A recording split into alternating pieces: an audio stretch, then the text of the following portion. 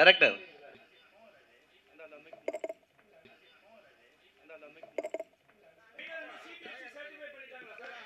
இல்ல இல்ல ஒரு நிமிஷம் சார். இல்ல சார், இல்ல ட்ரெய்லர் சென்சார் கிடையாது சார்.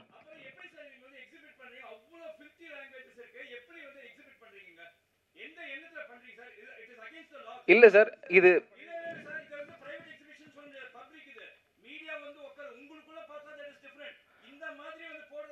போன வாரத்துல வந்து ஒரு படம் வந்து 10 days க்கு நான் கரெக்ட் தான் சார்.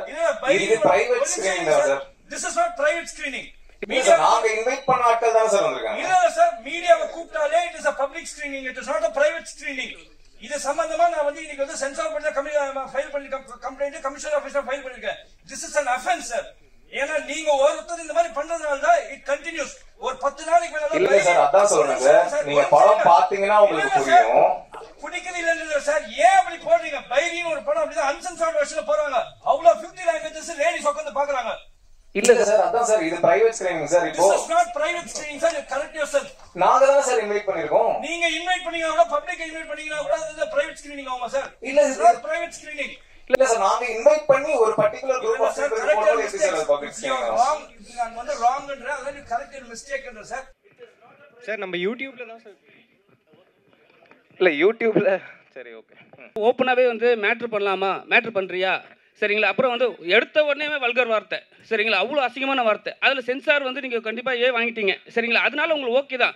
ஆனால் வந்து இப்போ வந்து நிறைய படங்கள் வந்து ஃபேமிலி ஆடியன்ஸாக வந்தால் தான் ஹிட் ஆகுது, சரிங்களா? இப்போ உங்களுக்கு வாங்கிட்ட பிறகு 18 இயர்ஸ்க்குள்ள மேலே இருந்து தான் வர முடியும். எப்படி சார் உங்கள் ஃபேமிலி ஆடியன்ஸ் வந்து வருவாங்க? சார் அதை தான் இதில் கிளியராக போட்டிருக்கேன். Adults only film for family audience and youth தான் போட்டிருக்கோம். அதை என்ன மீன் பண்ணுறோம் அப்படின்னா, குழந்தைங்க இந்த படத்தை பார்க்கக்கூடாது, இது குழந்தைங்களுக்கான படம் கிடையாது. ஆனால் குழந்தைங்களை பெற்ற அப்பா மக்கள் இருக்காங்கல்ல, அவங்க எல்லாரும் கண்டிப்பாக பார்க்கணும். அதை தான் இதை மீன் பண்ணி. அவங்களும் ஃபேமிலி தானே சார். ஒரு கல்யாணம் ஒரு புருஷன் முன்னாடி ஃபேமிலி தானே. குழந்தையோட வந்தால் தான் ஃபேமிலின்னு அர்த்தம் கிடையாதுல்ல. ஒரு 45 வயசில் இருக்கிற ஒரு ஹஸ்பண்ட் ஒய்ஃப் ஃபேமிலி தானே. அதை மீன் பண்ணி தான் ஃபேமிலி ஆடியன்ஸ்னு சொல்கிறோம். குழந்தைங்க பார்க்கக்கூடாதுன்றதுனால தான் ஏ சர்டிஃபிகேட். சார் நீங்கள் ஒரு விஷயம் பண்ணியிருக்கீங்க சார். பொண்ணு வந்து மாப்பிள்ளைக்கு வந்து தாலி கட்டுறாங்க சார், சரிங்களா? இது தமிழோட கலாச்சாரத்துக்கு எதிரானது, சரிங்களா? அதை வந்து நீங்கள் எப்படி சார் வந்து ரிவீல் பண்ணலாம் சார்? அதான் சார், இப்போது ஒரு கட்டம் வரைக்கும் வந்து கல்யாணம் ஹஸ்பண்ட் செத்துட்டா அந்த பொண்ணு வந்து ஒயிட் ட்ரெஸ் தான் போடணும் அப்படின்றது நம்ம கலாச்சாரமாக இருந்தது. ஒரு பாயிண்ட்டுக்கு அப்புறம் அது மாறுச்சுல. இப்போ புருஷன் செத்துட்டா பொண்டாட்டி வந்து உடன்கட்டை ஏறணும் அப்படின்றது கலாச்சாரமாக இருந்தது. ஒரு பாயிண்ட்ல அது மாறுச்சுல. அப்போ ஏன் பொண்ணுங்க மட்டும் தான் தாலி கட்டிக்கணும் அப்படின்றது ஏன் அப்போ வந்து தமிழோட கலாச்சாரத்தை மாற்ற போறீங்களா? ஏன்னா இப்பவே வந்து இருங்க, இப்பவே வந்து 33% கொடுத்ததுனாலேயே வந்து அவங்க என்ன சொல்றாங்க, இன்னும் 1% வேணும்னு கேட்கறாங்க. இப்போ தாலின்னு ஒரு விஷயம் வருது. அதனாலதான் வந்து பெண்கள் வந்து குடும்ப பெண்கள் சொல்றேன், குடும்ப பெண்கள் அவங்க வந்து இருங்க சார், ஓகே நீங்க சொல்ற ஈக்குவாலிட்டி எல்லாமே சரிதான் சார். இப்போ குடும்ப பெண்கள் வந்து அவங்களோட ஒரு பிராண்ட் என்னன்னா ஃபேமிலி கேர்ள், ஃபேமிலி உமன் அப்படிதான் சொல்லுவாங்க. இப்போ நீங்கள் வந்து தாலியே நீங்கள் வந்து ஒரு தமிழோட கலாச்சாரத்தையே மாற்றுறீங்கன்னு சொல்லிட்டு ஒரு விஷயத்தை சொல்கிறீங்க. அது நீங்கள் யூடியூப்ல போகிறீங்க, ஆனால் அதுவும் சோஷியல் மீடியா தானே சார். அது எப்படி சார் நீங்கள் மக்களுக்கு எப்படி சேர்க்க போகிறீங்க? அதுதான் சார், அது நீங்கள் படம் பார்த்தீங்கன்னா புரியும். இப்போ தாலி கட்ட இல்லை சார், நீங்கள் படம் பார்த்தீங்க அப்போ நீங்கள் அந்த சீனை வைக்காம எடுத்துருக்கலாம் சார். இல்லை சார், அது வைக்கக்கூடாதுன்னு நீங்கள் எப்படி சார் சொல்ல முடியும்? ஏன் சொல்ல வரேன்னா, இப்போ வந்து ஏ சரி கொடுத்துருக்காங்க. இல்லை சார், இப்போ காலங்காலமா ஒரு சார் ஏ கொடுத்துருக்காங்க, சரிங்களா? ஏ எது கொடுக்குறாங்கன்னா 18 இயர்ஸ் மேலே வந்து பார்க்கக்கூடாதுன்ட்டு. நீங்கள் வந்து யூடியூப்லேயே வந்து அதை வந்து நீங்கள் போட்டீங்க. யூடியூப்ல வந்து 10 வயசு பசங்க பார்க்குறாங்க, 3 வயசு பசங்களும் பார்க்குறாங்க. ஸோ வந்து அப்போவே வந்து கெட்டு போயிட்டுல சார். இல்லை சார், யூடியூப்ல அப்படி பார்த்தீங்கன்னா இன்னும் பேடான கண்டென்ட்லாம் இருக்கே சார். அப்போ எப்போ ஒரு குழந்தை கைக்கு ஃபோன் போதோ, ஒரு 18 வயசுக்கு கீழே இருக்கிற ஒரு பர்சன் கிட்ட ஃபோன் போதோ, அப்போவே அவங்க தேர் ப்ரோன் டு எவ்ரிதிங். இல்லை அவங்க ஃபோன் எடுத்தாலே பான் ஃபிலிம் கூட பார்க்க முடியும் சார். அப்போ நீங்கள் இதை மட்டும் அவங்க பார்த்து கேட்டு போவாங்கன்னு எப்படி சார் சொல்ல முடியும்? சொல்லுங்க சார்.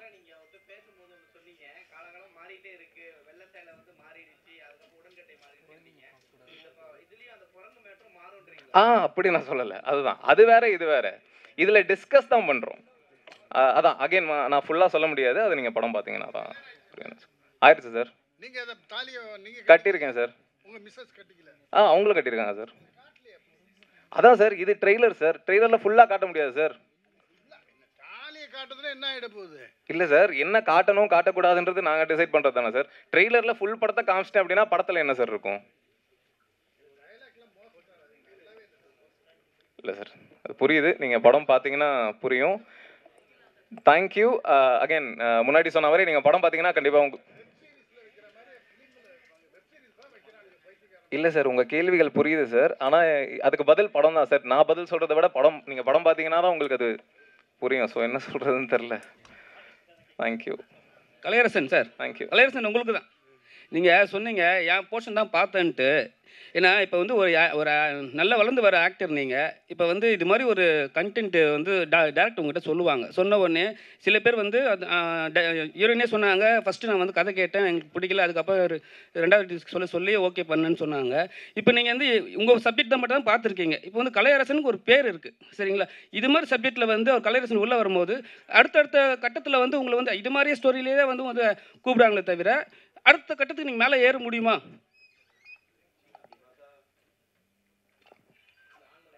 இல்லை, கரெக்ட் தான் நீங்கள் சொல்கிறது. ஆனால் என்னென்னா, இப்போ நம்ம ஒரு படம் கதை கேட்குறோம், வந்து ஃபுல் கதையை கேட்டோம், நம்ம நடித்து முடித்தோம், நம்ம கேட்ட கதை தான் வருதுன்றது ஃபஸ்ட்டு நமக்கு தெரியாது.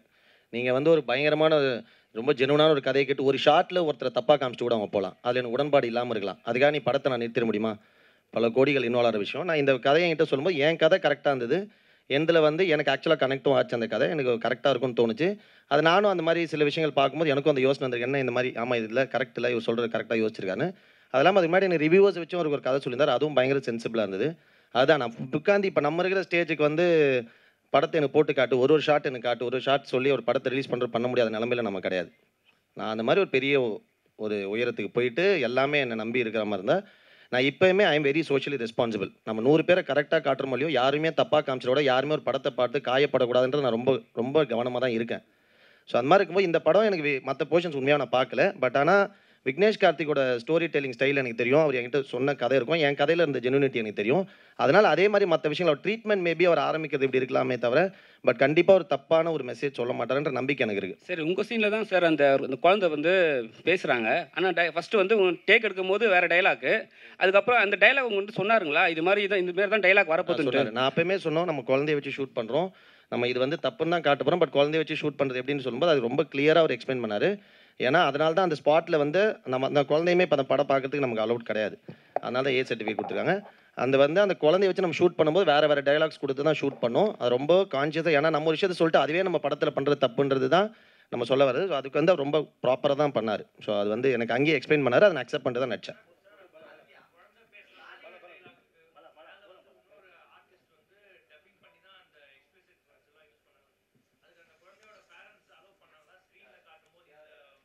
இல்லை, அங்கே நம்ம சொல்லவே இல்லை அவங்ககிட்ட நம்ம இதுதான் வரப்போகுதுன்னு சொல்லிட்டு. அவங்ககிட்ட வந்து நம்ம இது ரன்னிங் பேரண்ட்ஸுக்கு தெரியும், பட் ஆனால் அங்கே வந்து குழந்தைக்கு தெரியாதுன்னு நான் சொல்கிறேன்.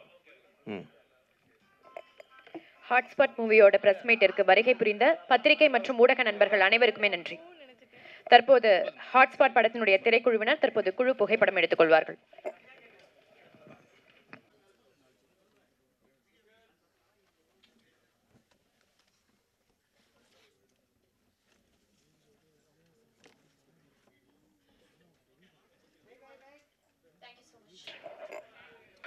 ஹாட்ஸ்பாட் ரொம்ப பர்சனலி க்ளோஸ் ஆன ஃபிலிம். ஏன்னா என்னோடய ஃப்ரெண்ட்ஸ் தான் ப்ரொடியூஸ் பண்ணியிருக்காங்க, சுரேஷ் அண்ணா அண்ட் பாலா. என் மேலே ஒரு முழு ட்ரஸ்ட்னால மட்டுமே இதை அவங்க ப்ரொடியூஸ் பண்ணாங்க. ஸோ அதுக்கு ரொம்ப நன்றி. அண்ட் ஒர்க் பண்ணியிருக்கிற ஆக்டர்ஸ் நிறைய பேர், கலையரசன், சாண்டி மாஸ்டர், ஆதித்யா பாஸ்கர், சுபாஷ், கௌரி கிஷன், நமு அபிராமி, ஜனனி, சோஃபியா, இன்னும் நிறைய பேர் நடிச்சிருக்காங்க. எல்லாருமே கதையை நம்பி என்ன நம்பி இந்த படத்தில் வந்தாங்க. அண்ட் பயங்கர ஃப்ரெண்ட்லியாக ரொம்ப கம்ஃபர்டபுளாக இருந்தது அவங்களோட ஒர்க் பண்ணுறதுக்கு. ஸோ அவங்க எல்லாருக்கும் ரொம்ப நன்றி. And technicians, music director, editor Muthaiyan, வான், சதீஷ் ரகுநாதன், கேமராமேன் கோகுல் பெனா, எல்லாருமே ரொம்ப சிறப்பாக ஒர்க் பண்ணியிருக்காங்க. அண்ட் ஹாட்ஸ்பாட் நீங்கள் ட்ரெய்லர் பார்த்துருப்பீங்க. எப்படி சொல்கிறது, நான் இதுக்கு முன்னாடி என்னோட அந்த ஷார்ட் ஃபிலிம்ஸ் யோர்ஸ் ஷேம்ஃபுல்லி 1, 2 அது என்ன இம்பேக்டை க்ரியேட் பண்ணுச்சோ கிட்டத்தட்ட அதே மாதிரி ஒரு இம்பேக்டை தான் இந்த படம் க்ரியேட் பண்ணுன்னு நம்புகிறேன். மனசாட்சிக்கு விரோதமாக ஒரு தப்பான விஷயத்த எப்போவுமே சொல்லக்கூடாது. எத்திக்கலி இல்லை பொலிட்டிக்கலி இன்கரெக்டாக இருக்கிற விஷயங்களை கண்டிப்பாக சொல்லிடவே கூடாதுன்னு அப்படின்றதில் ரொம்ப கேர்ஃபுல்லாக இருப்பேன். அண்ட் இந்த படத்துலையும் அதே மாதிரி தான் எத்திக்கலி பொலிட்டிக்கலி இன்கரெக்டாக எதையுமே சொல்லலை. அண்ட் படம் ட்ரெய்லர் உங்களுக்கு அதான் பாலா சொன்ன மாதிரி don't judge a book by its cover அப்படின்ற மாதிரி தான். ஸோ நீங்கள் படத்தை பார்த்தீங்க அப்படின்னா கண்டிப்பாக உங்களுக்கு இதுக்கான ஆன்சர் இருக்கும் அப்படின்னு நினைக்கிறேன். ஸோ அதான் ரொம்ப சோஷியலி ரெஸ்பான்சிபிளாக தான் பண்ணியிருக்கோம்.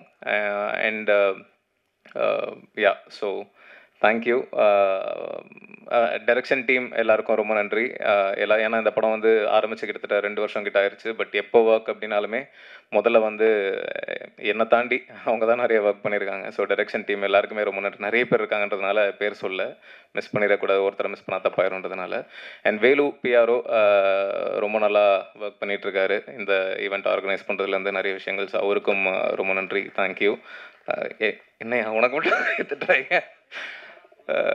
Okay okay. And Dinesh Kannan, திட்டம் 2 என்னோட ப்ரொடியூசர். இந்த படம் பாலா அண்ட் சுரேஷ் நான் 2 பேருமே புது ப்ரொடியூசர்ஸ் அப்படின்றதுனால அதை கொண்டு சேர்க்கறதுல சில சிரமங்கள் இருந்தது. ஸோ அப்படி இருக்கிற பட்சத்தில் தினேஷ் உள்ள வந்து அதை ரொம்ப எங்களுக்கு எப்படி சொல்கிறது, ரொம்ப சப்போர்ட்டிவாக இருந்து கரெக்டாக அதை ரீச் பண்ண ஹெல்ப் பண்ணிகிட்ருக்காரு. So thank you again. கண்டிப்பாக ப்ரெஷ் ஷோ போடுவோம். ஸோ அப்போ நீங்கள் பாருங்கள், பார்த்து உங்களோட கருத்தை சொல்லுங்கள். Thank you so much.